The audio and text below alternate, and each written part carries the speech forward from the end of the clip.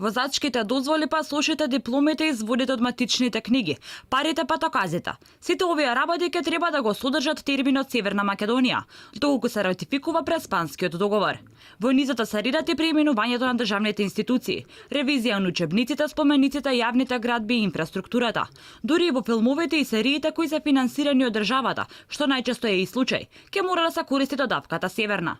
Промената на уставот предвидена со договорот од нивици со параф од Димитров и Коцијас би се преточила во секојдневното живење.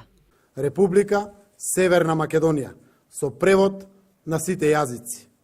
Името е предвидено да биде за севкупна употреба, а ќе се прецизира со амандман во уставот. Не изостануваат ни откажувањето од топонимите во Грција. Наместо Солун Тесалоники, Кукушке стана Килкис. Премиерот истакна дека се обврзал дека мора да го признаеме автентичното име кое матичната земја го има за одреден град, село, место. Премиерот признава дека тоа е дел од Преспанскиот договор, но ќе било реципроцитетно. И манастири за Грција ќе било Битола.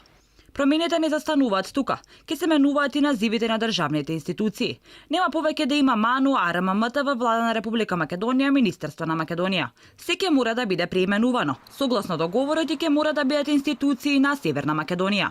Се уште е неизвестно што ќе се случува и со химната и дали и таа ќе мора да се менува. Во рок од 6 месеци по влегувањето во сила на спогодбата би се отстранувал и символот на поранешното државно знаме, сонцето од Кутлеш, од сите јавни места и од комерцијална употреба. Прекршување на договорот би било ако го користи било која организација или политичка партија. Многу е важно дома да не бидеме обезличени, да не бидеме обезчестени.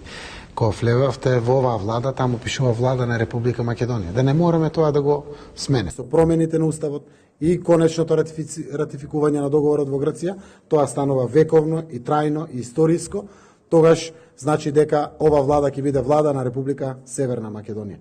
Спроведувањето на договорот ќе чини и пари. Дополнително ќе мора да се менуваат таблите со називите на сите државни институции, сите документи и целосната кореспонденција на администрацијата, полицијата, судовите, болниците, училиштата, факултетите, институциите и културните установи. 20 страници од договорот во целост може да ги разберат единствено експертите по уставно и меѓународно право.